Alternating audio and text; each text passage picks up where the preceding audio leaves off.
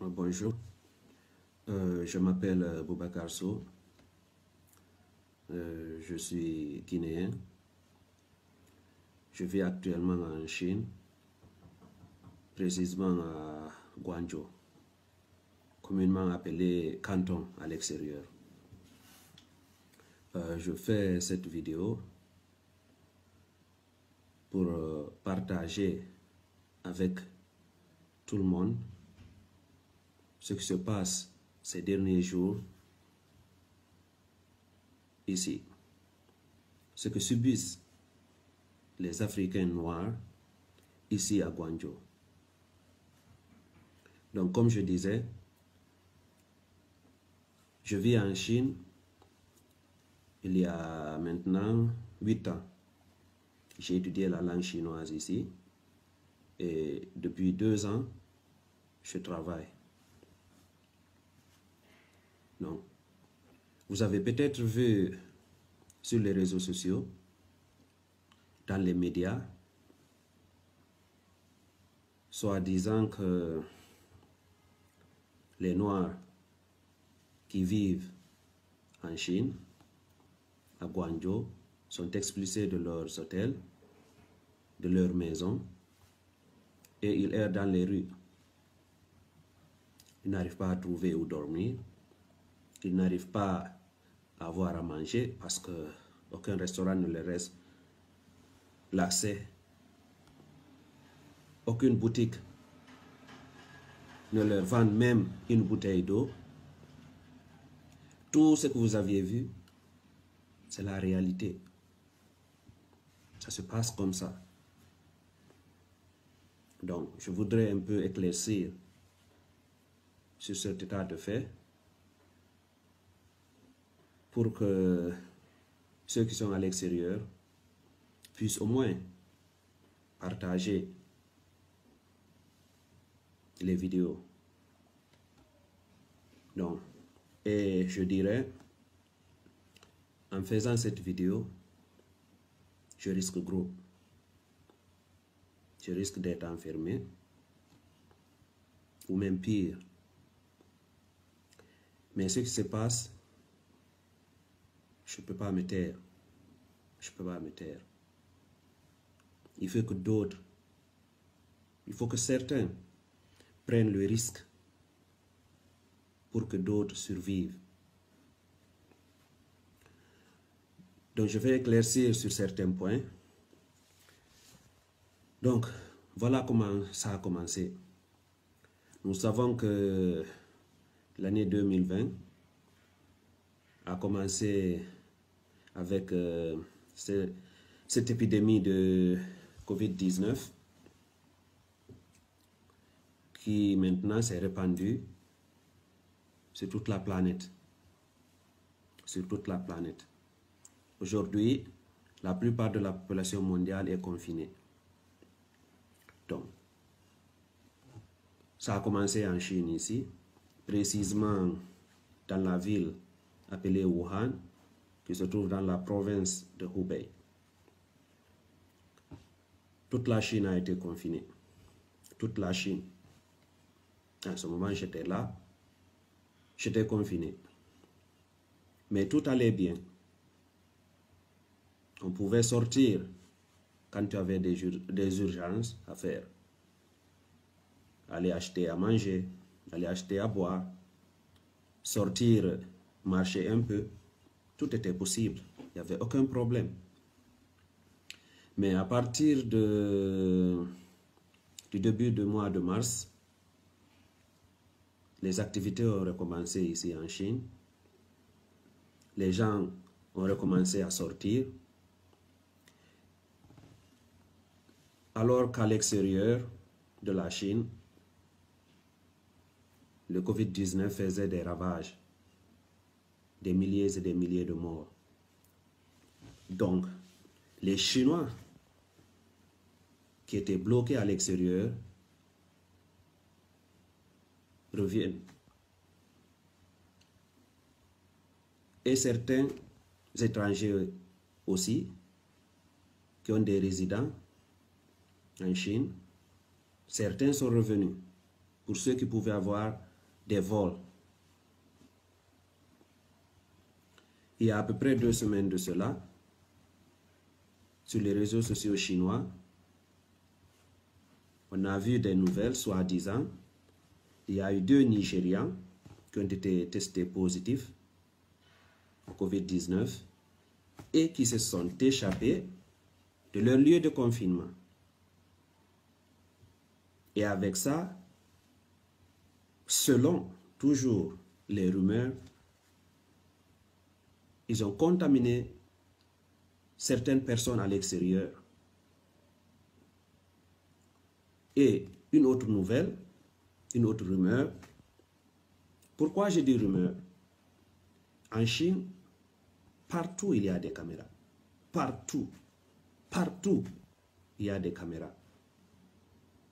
Ici, tu ne peux pas te cacher. À l'appartement où je loge, il y a une caméra juste au niveau de ma porte. À quelle heure je rentre, ils le savent. À quelle heure je sors, ils le savent. Je rentre avec qui, ils le savent. Je sors avec qui, ils le savent.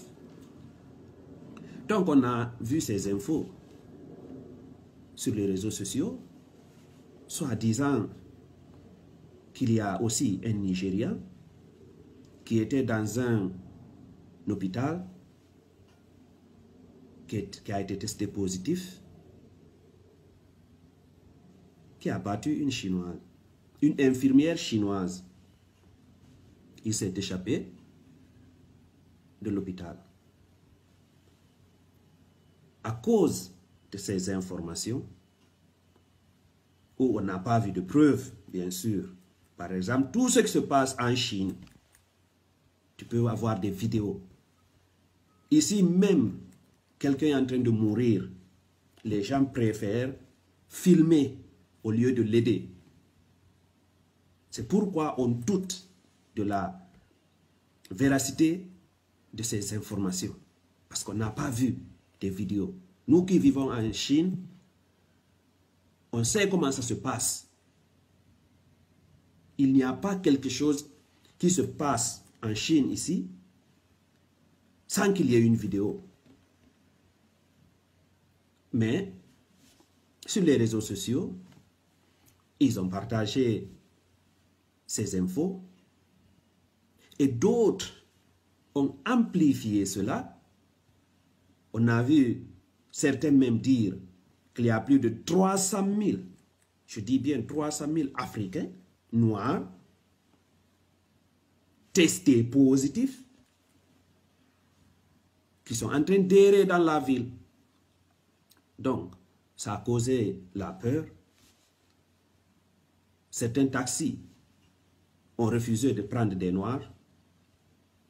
Certains Noirs ont reçu la visite des propriétaires des appartements pour leur dire de quitter. Même les McDonald's ont refusé de vendre à manger aux Africains. Mais en ce moment, c'était juste quelques réactions de certaines personnes au dehors. On se disait que si on restait à la maison, sans sortir, ça va vite passer. Mais malheureusement, c'était juste le début. C'était juste le début. Ce n'était que le début. Donc, je vais expliquer mon cas personnel. Le lundi 6 avril, j'ai reçu un message soi-disant de descendre au sous-sol de l'immeuble où je loge pour faire des tests.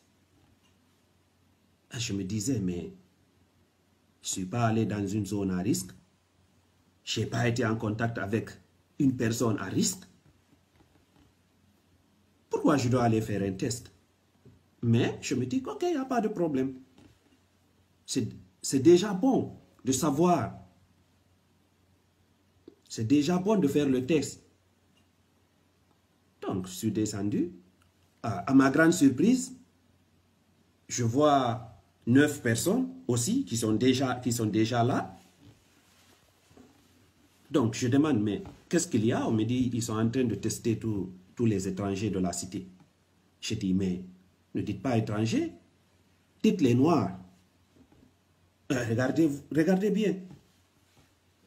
Je dis, dans la cité ici, il y a des Russes, il y a des Arabes, il y a des Américains, il y a des Canadiens.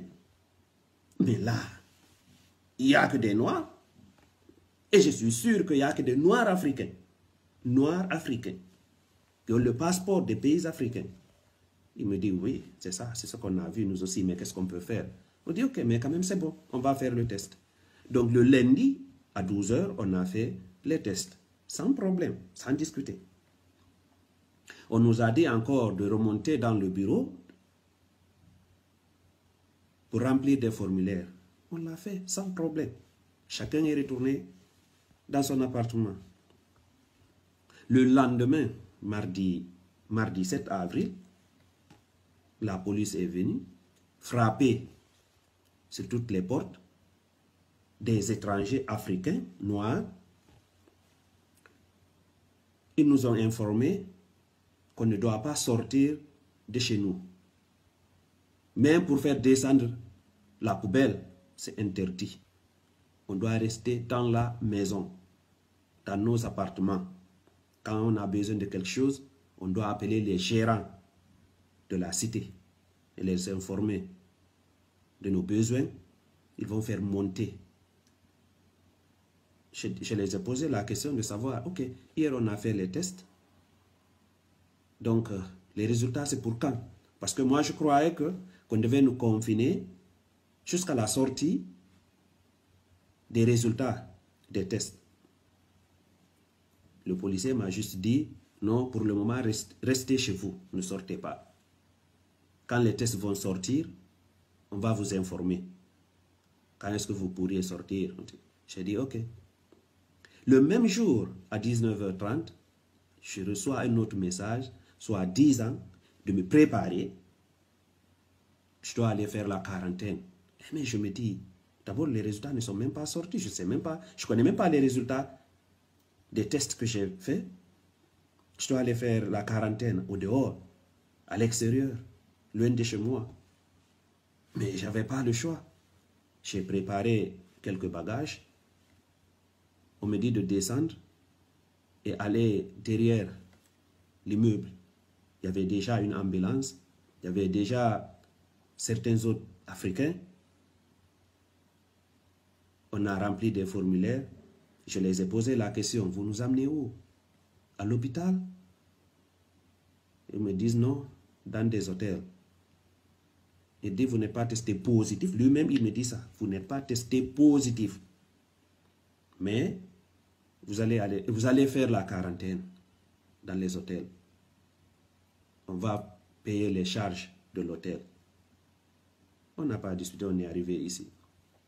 Donc, depuis mardi 7 mars à 22 h jusqu'à aujourd'hui, 15 avril, je suis ici. Comme vous voyez, je suis dans un hôtel, dans une chambre d'hôtel, seul, à 18 km. À 18 km de mon domicile. Après, j'ai contacté beaucoup de mes amis, j'ai regardé les groupes de chat des autres Africains. Je me suis dit que, ah bon, donc je ne suis pas le seul, ou bien la cité, notre cité. Ce n'est pas le seul cas. Ce n'est pas le seul cas. Aujourd'hui, il y a plus de 2000 Noirs africains qui sont confinés. Soit chez eux, mais ça, c'est pas le plus grand nombre. La plupart, peut-être je dirais 80%, sont dans des hôtels. Et dans les hôtels, il y a certains hôtels qui n'autorisent pas la nourriture de l'extérieur.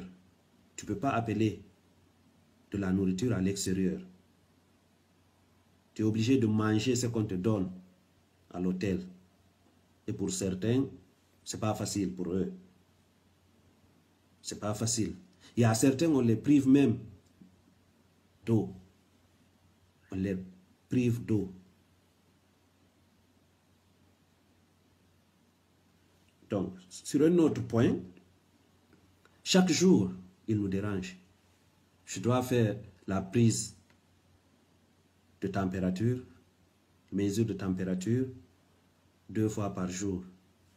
Chaque 2 jours, ils viennent, ils font des prélèvements pour les tests dont on ne donne jamais les résultats. Jamais. Moi, j'ai reçu des coups de fil de la police, des coups de téléphone de la police à 0h, 1h du matin. 0h, 1h du matin. Vous imaginez quand ton téléphone sonne en pleine nuit, on te dit c'est la police. Vous imaginez comment tu vas te sentir? Tout le stress. Tu vas te poser toutes les questions. Ah, mes tests sont positifs. Qu'est-ce qu'il y a? Et le pire dans tout ça, certains nous disent non, il faut juste coopérer, ça va passer. En ce moment, toute la population mondiale est en confinement, c'est juste 14 jours, ça va passer. Je leur dis que oui, c'est juste 14 jours. Mais ça, c'est le confinement. Et après les 14 jours, qu'est-ce qui va se passer? Qu'est-ce qui va se passer? Et après, 3 jours après le début du confinement, j'ai reçu un message venant du propriétaire de l'appartement où je loge. Elle me dit que la police l'a appelé pour lui poser des questions à propos de moi. Mais je me suis dit, mais pourquoi?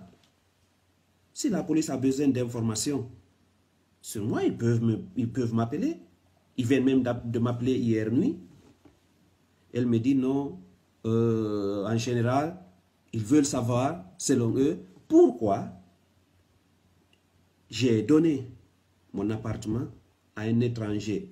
Et je vous dis, à Guangzhou, en Chine, précisément à Guangzhou, quand un Chinois te dit étranger, il sous-entend noir. Donc elle me dit, la police l'a appelé pour lui poser des questions. Pourquoi? Pourquoi elle a donné son appartement à un étranger? Pourquoi elle a loué son appartement à un étranger? Mais elle a dit, mais il a présenté des papiers légaux. Il a un permis de travail légal. Et je lui fais confiance. Donc, mais je l'ai demandé, mais est-ce qu'il y a une loi chinoise qui interdit à un Chinois de louer son appartement à un étranger? Elle me dit, non, il n'y a pas cette loi. Je dis, alors pourquoi toutes ces questions? Voilà ici les conversations qu'on a eues.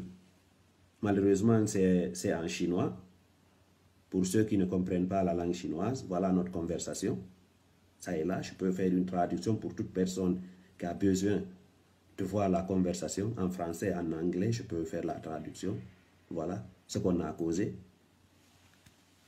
Après, elle me dit, ne t'inquiète pas, moi, tant que tu vis légalement en Chine, tu peux rester. Donc, c'est pourquoi je disais à mes frères africains qui sont ici, il ne faut pas voir juste les 14 jours de confinement. Il faut voir après les 14 jours.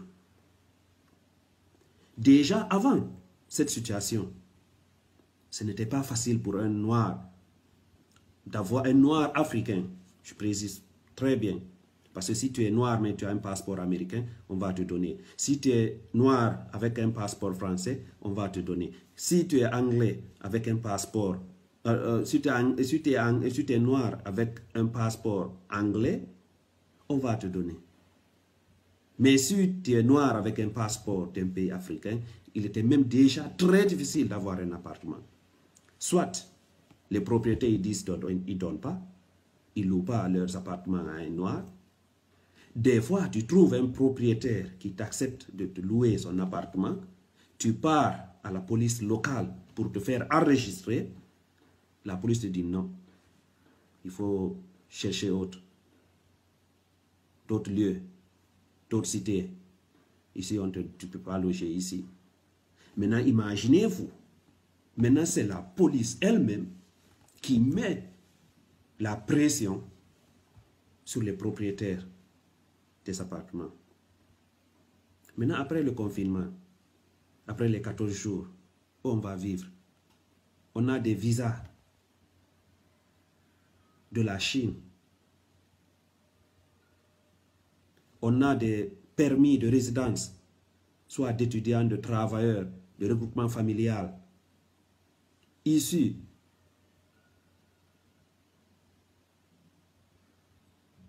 dans les consulats, dans les ambassades chinoises. Mais on nous refuse les appartements.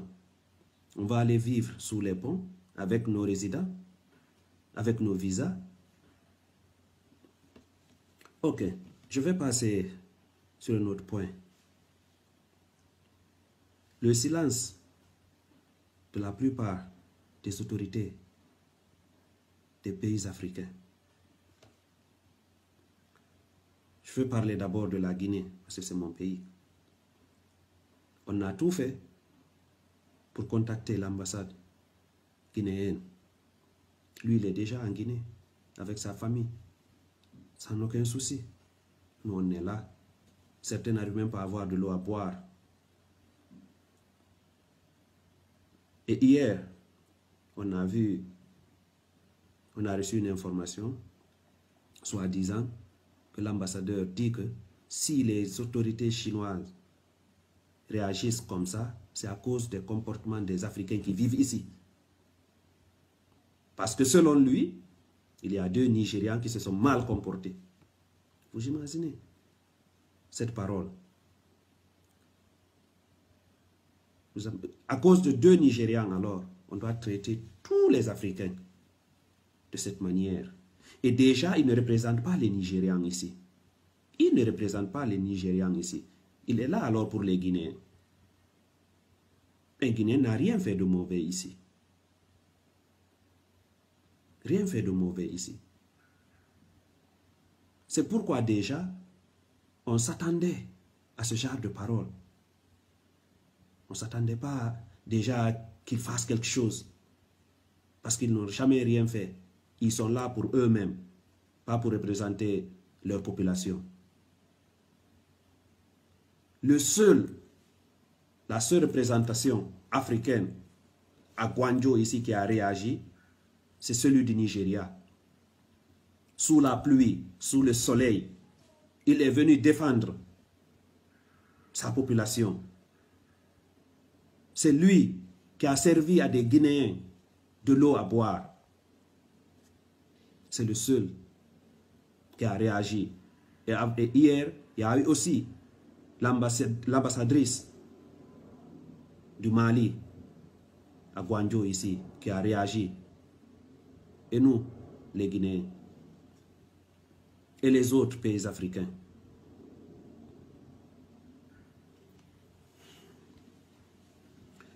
Hier, j'ai reçu un appel d'un de mes profs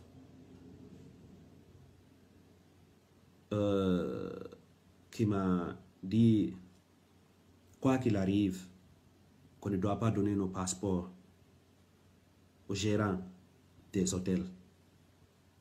Parce qu'au début, on avait dit que le confinement dans les hôtels sont pris en charge par le gouvernement de Gwanjo, de la ville de Gwanjo. Par exemple, moi ici, je ne paye pas. Mais il y a certains hôtels qui ont exigé que les gens qui sont en confinement de payer encore.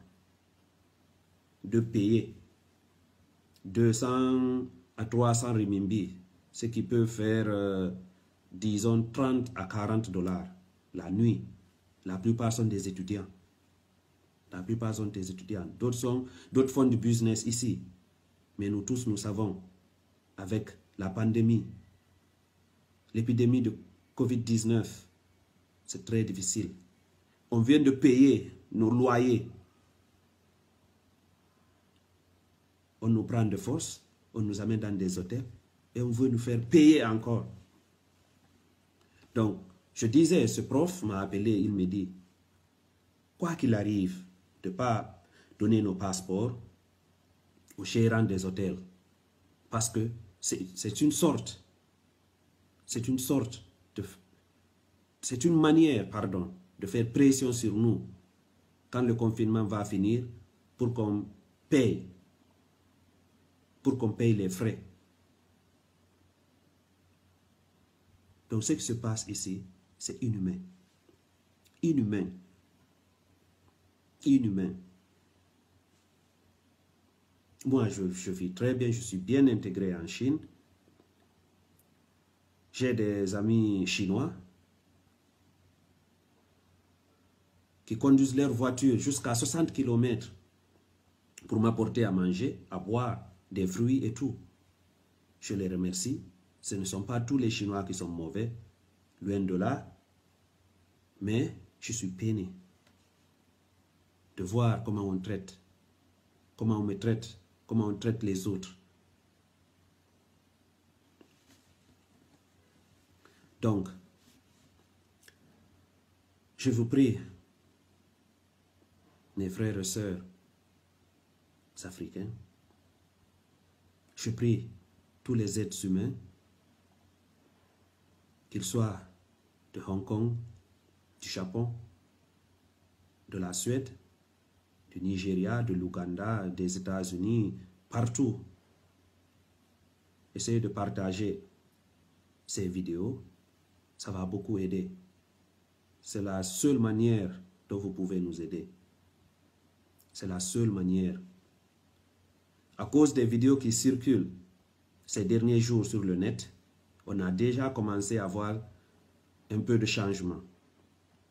Par exemple, hier, dans certains hôtels, des volontaires chinois sont venus apporter de l'eau, des boissons, des fruits aux Africains qui sont confinés dans les hôtels. Mais ils ont refusé. On les a dit de refuser. On n'est pas venu ici pour mendier. On est ici légalement. On paye nos factures, on paye nos taxes. On paye les frais de scolarité. Déjà, nous les étrangers, le loyer qu'on paye, des fois c'est le double du loyer que paye un Chinois.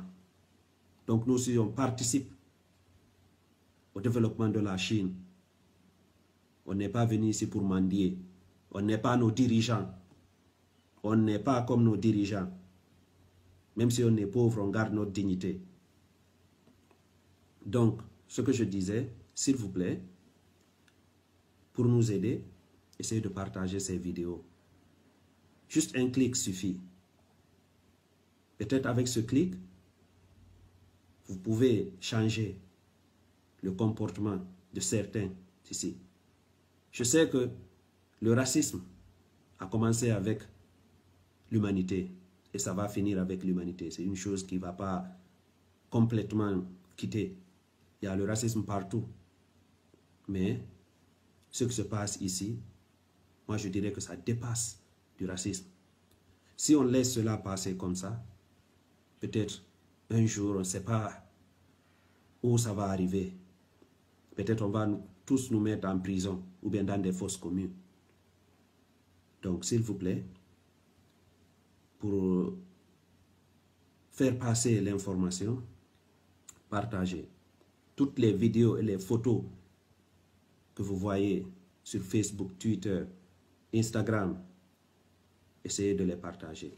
Ça peut nous aider. Ça commence déjà à porter des fruits. Donc, je remercie d'abord, surtout, le consul du Nigeria pour tout ce qu'il a fait, pas seulement pour les Nigérians. Je remercie ceux qui prendront le temps de regarder cette vidéo et ceux qui vont la partager. Merci. Et j'espère que Covid-19 va quitter, ça va finir et on va tous retrouver notre vie normale. Merci.